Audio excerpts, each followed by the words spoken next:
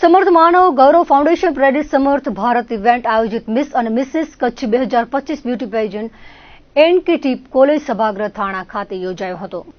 મુંબઈના વિવિધ વિસ્તારમાંથી સાહિત્ય, સૌંદર્ય અને સંસ્કૃતિને ઉજાગર કરતી પ્રતિભાઓએ ભાગ લીધો હતો, જેમાં 16 થી 68 વર્ષ સુધીના વ્યક્તિઓએ ભાગ લીધો હતો. સમસ્ત કચ્છ વાગડ સમાજમાંથી 29 મહિલાઓ કચ્છી પહેરવેશ, કચ્છી બાંધણીનો ઉપયોગ કરી કચ્છી સંસ્કૃતિને જાળવી રાખવા ઉજાગર કરવાનો પ્રયાસ કર્યો હતો.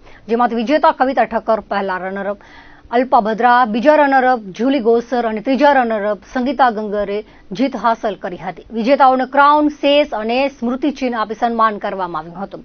મિસ કચ્છ 2025 મુંબઈમાં ભાગ લેવા માટે 8 દીકરીઓએ ચણિયાચોળીનો ઉપયોગ કર્યો હતો, જેમાં વિનર પ્રિયા ગિન્દ્રા અને રનરઅપ ખુશી સાવલાએ જીત હાંસલ કરી હતી.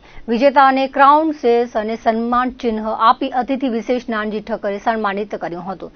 સૌ કચ્છી નવા વર્ષની ઉજવણીને સફળ બનાવવા કન્વીનર સોના સમૈયા, કંચન પટેલ, નીતા ગિન્દ્રા, કાંતિભાઈ પોલડિયા, બીના ઠક્કર, સ્મિતા તન્નાએ જહેમત ઉઠાવી હતી. જ્યુરી કન્વીનર મહેમાનોનું સ્મૃતિચિહ્ન અને શાલ દ્વારા સન્માન કર્યું હતું. દીપ્તિ વોરા જ્યુરીએ કહ્યું, બધા જ વ્યક્તિઓ સારી રીતે તૈયાર થઈને આવ્યા છે, સરસ રીતે રજૂઆત પણ કરી છે, ઓછા સમયમાં સારું પ્રદર્શન કર્યું હતું. નાનજીભાઈ ઠક્કરે જણાવ્યું હતું કે સ્ત્રીમાં શક્તિ છે, હેતાળ છે, જે આપણા પરિવારને એકતા તળે બાંધી રાખે છે. સ્ત્રી મહાન છે. આયોજક રમેશ પ્રભુરામ ઠક્કરે કચ્છી અસ્મિતા સંસ્કૃતિને ઉજાગર કરવા આ કાર્યક્રમની પ્રથમવાર શરૂઆત કરેલ છે, તે નિરંતર રહેશે. સમસ્ત કચ્છ અને વાગડ સમાજને અપીલ કરી છે. સંચાલન નીપા શાહે કર્યું હતું.